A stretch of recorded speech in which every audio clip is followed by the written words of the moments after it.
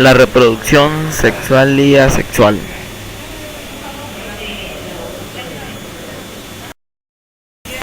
Reproducción sexual.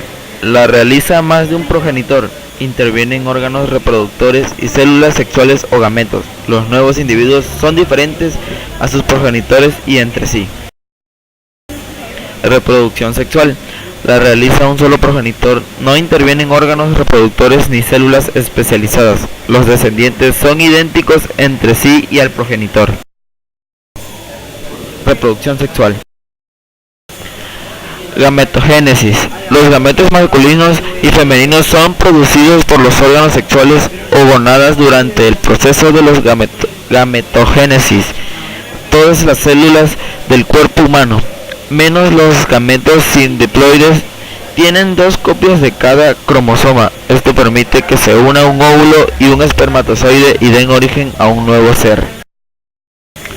La espermatogénesis es el proceso de formación de los espermatozoides en los testículos de los machos. Los millones de espermatozoides que se producen en los testículos vienen de unas células diploides llamadas espermatogonios. Las 4 células finales producidas en la meiosis se llaman espermatides y mediante un proceso conocido como espermiogénesis sufren una serie de cambios que conducen a la formación de espermatozoides. La ovogénesis es el proceso de formación de los óvulos en los ovarios de las hembras.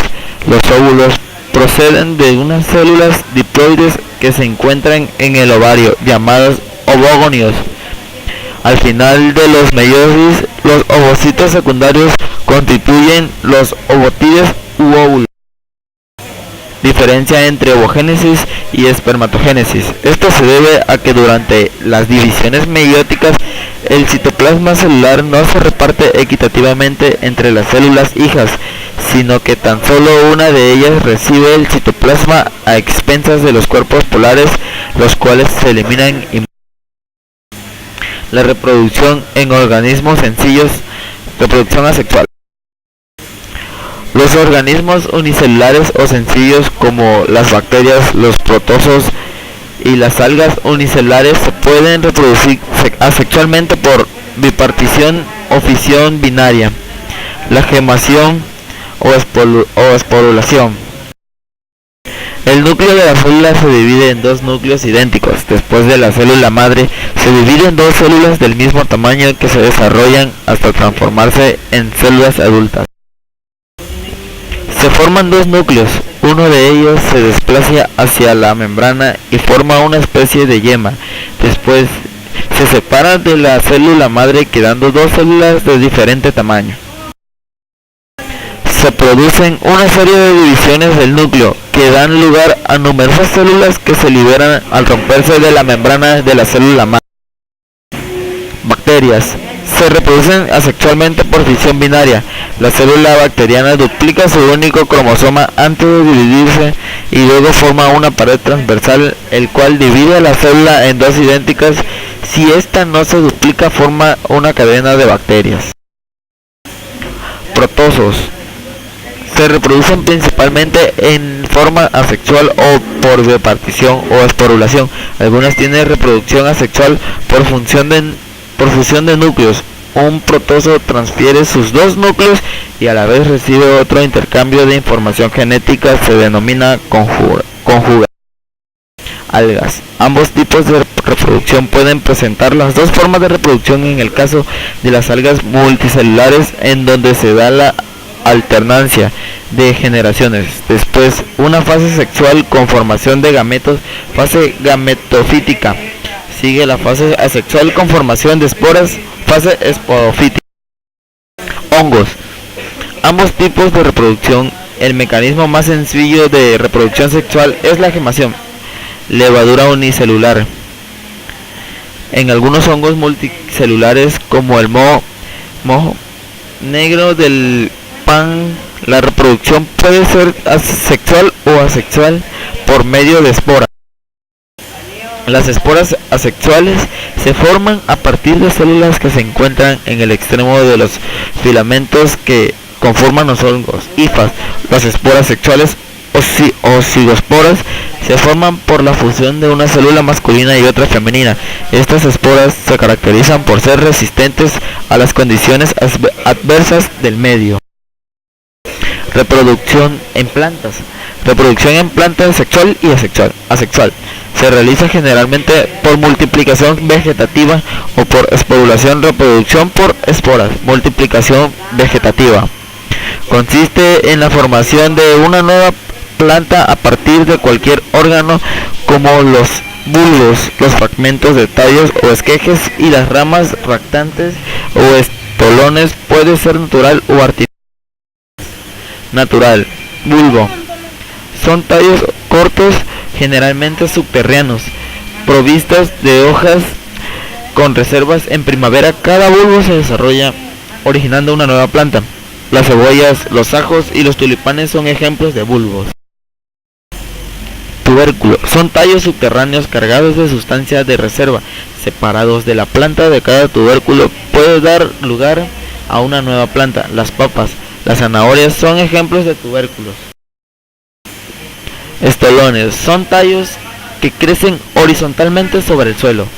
Cuando algún punto del tallo toca el suelo, emite raíces que desarrollan nuevos brotes. La planta de la fresa, los tréboles y las violetas son ejemplos de las plantas que se reproducen mediante estolones. Artificial. Esporulación. Las esporas son células que se forman en órganos especiales llamados esporangios. Estas, al ser liberadas, son trasladadas por el viento, el agua o los insectos hasta encontrar el lugar apropiado donde germinar. Este tipo de reproducción es característico de los musgos y helechos. Diversidad en la reproducción sexual. Según si los individuos poseen o no ambos tipos de gonadas, las especies pueden ser unisexuales o hermafroditas. Según el medio donde tienen lugar el encuentro de los gametos, la fecundación puede ser interna o externa. Diversidad en cuanto al sexo. Unisexuales. Cada individuo es de un único sexo, hembra o macho, ya que lleva un solo tipo de gonada, ovarios o testículos. Todos los vertebrados y muchos invertebrados son unisexuales. Hermafroditas. Un mismo individuo posee a la vez gonadas femeninas y masculinas. Esto sucede en muchos invertebrados, como las esponjas, los ninadrios, los anélidos y algunos moluscos como los caracoles. Diversidad en cuanto a la fecundación. Fecundación interna. La fecundación se realiza en el interior de las vías genitales de la hembra. Este tipo de fecundación se produce en animales terrestres. Fecundación externa. La fecundación se produce en el medio externo, donde ambos sexos liberan los gametos, óvulo y espermatozoides. Este tipo de fecundación se produce en animales de medio acuático. Diversidad en la reproducción sexual. 2. Según el modo y el lugar donde se desarrolla el embrión, la reproducción se denomina ovípara o vivípara. Una vez ha nacido la cría, su desarrollo puede ser directo o indirecto. Diversidad en cuanto al desarrollo del embrión. Ovíparos. El desarrollo del embrión tiene lugar dentro del huevo, pero en el medio exterior. Se produce en todos los casos fecundación externa y en algunos de fecundación interna, aves y reptiles.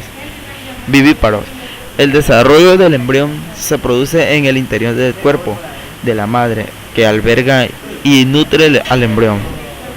Se produce en los mamíferos. Diversidad en cuanto al desarrollo de la cría. Desarrollo directo. La cría nace con las mismas estructuras que en el adulto. Su aspecto es similar, pero es más pequeña. El desarrollo que se completa aumentando de tamaño y madurando sus órganos, en el caso de los mamíferos o de las aves. Desarrollo indirecto. La cría es diferente al adulto y se denomina larva. Durante su desarrollo se convierte en adulto mediante una serie de transformaciones o metamorfosis. Así ocurre en las ranas o en los insectos. Sexual. En las plantas con flores o el gameto masculino se encuentra en el grano de polen y el femenino en el óvulo.